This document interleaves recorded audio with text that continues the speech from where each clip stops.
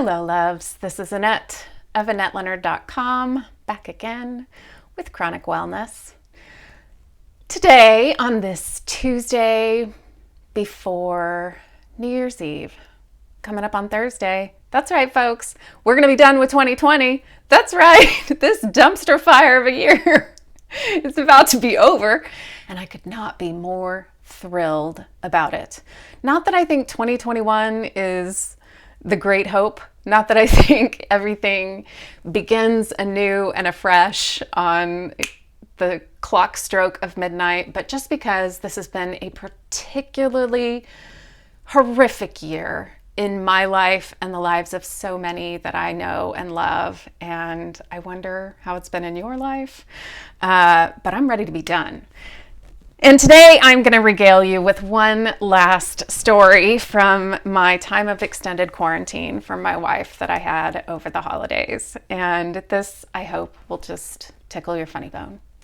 So on the Friday after Thanksgiving, my wife is out in our little camper van in our driveway, quarantining for me. And she calls me sheepishly to say, that which we feared might happen has come to pass. i.e., while my sister was down visiting from Alaska, she went out about an hour outside of town to visit Beck's aunt and uncle, my wife's aunt and uncle. And now she's back in Alaska and has called to say that the contact tracers have been in touch because the aunt and uncle have COVID.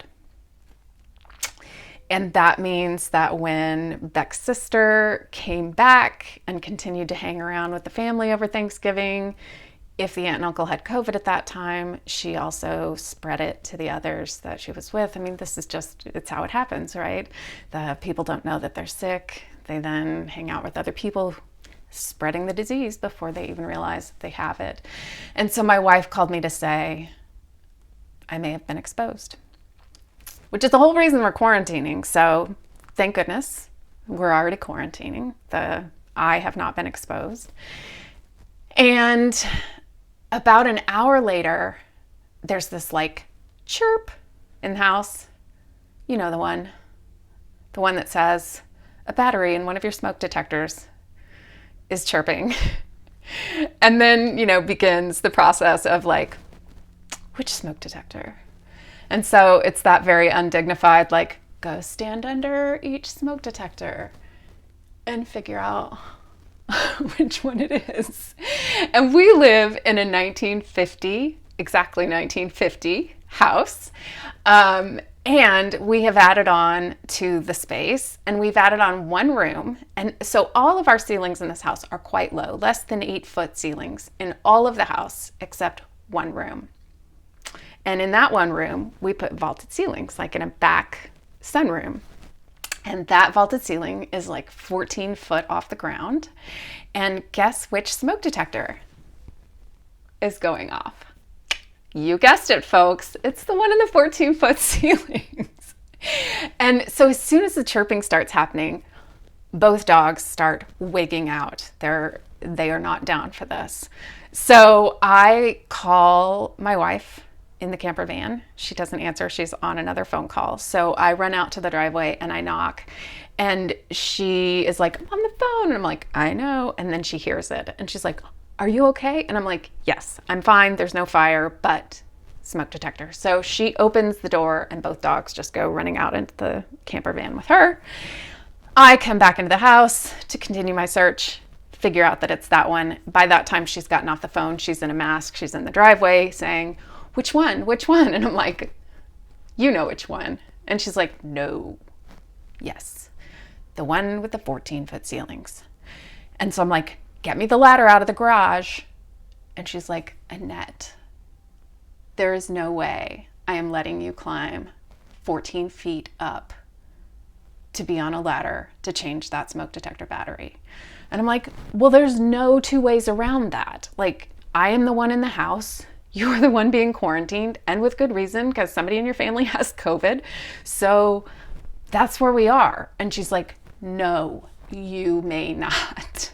And I was like, well, what else are we going to do? And she said, you are going to open these 2 sliders in this room so that there's good airflow. I'm going to put on my mask.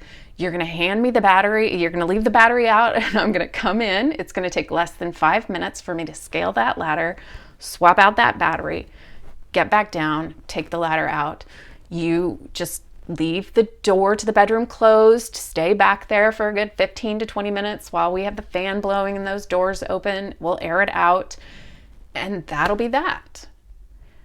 Well, nothing about that felt good to me. I was like, this is the reason why we're doing this quarantine, is so that you're not in the house with me with those germs that may or may not have been cross-contaminated with someone who has COVID. And here we are in this high stress, what feels like high stakes situation. And nothing about that feels good. And she was like, I don't care if it feels good. You tip over when you are on the ground. I am not going to risk you tipping over 14 feet in the air. And so I opened those 2 back doors and I started to cry and I went to the bedroom and I closed the door.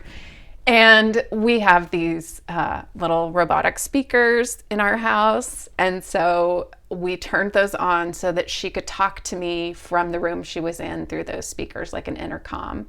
And climbed up on the ladder safely, got up there, and it chirped right when she was about to open it and replace the battery. And she screams out, "It's not this one."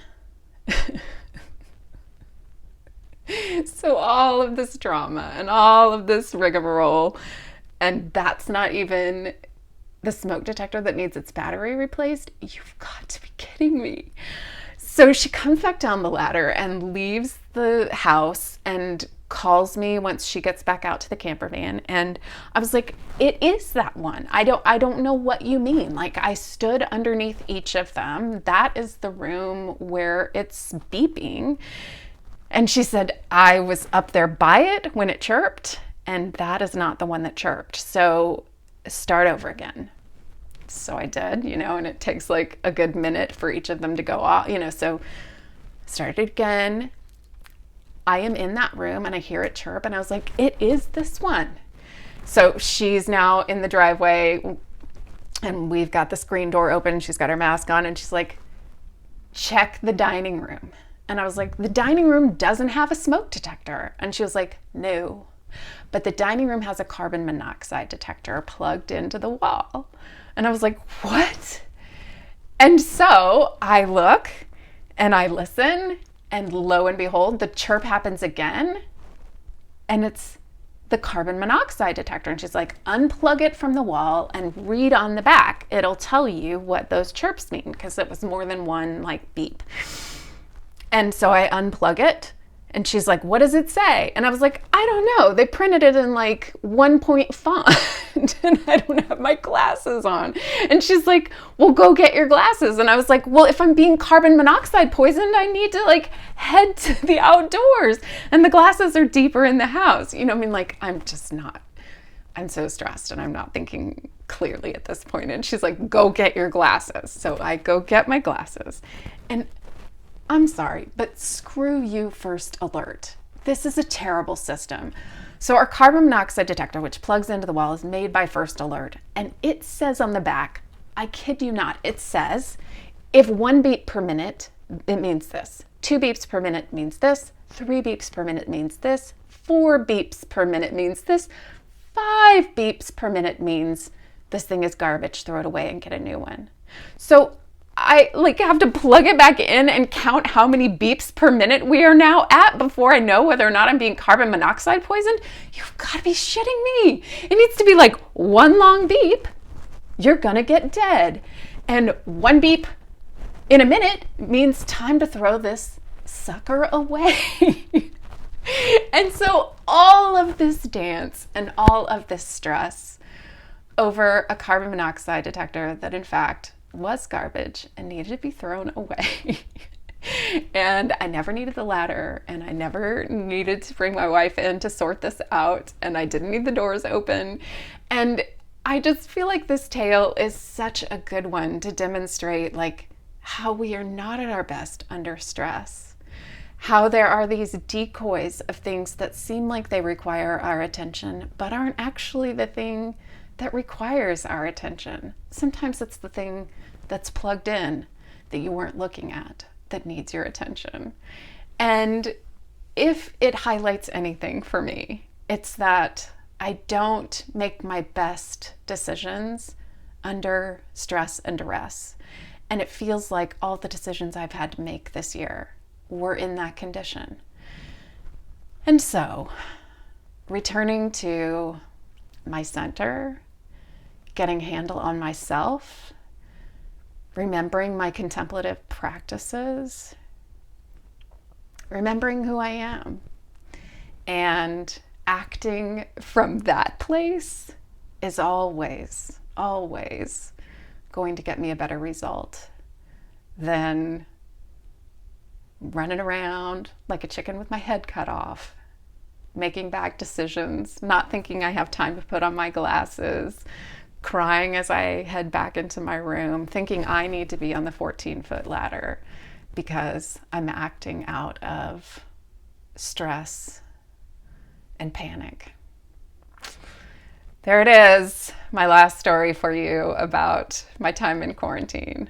I hope that you have found a way to make peace with your holidays this year, and I am looking forward to greeting you in the new year with new stories and ideas about how we manage these lives with chronic illness, how to find wellness, how to not be defined by these diseases that we are dealing with on a daily basis.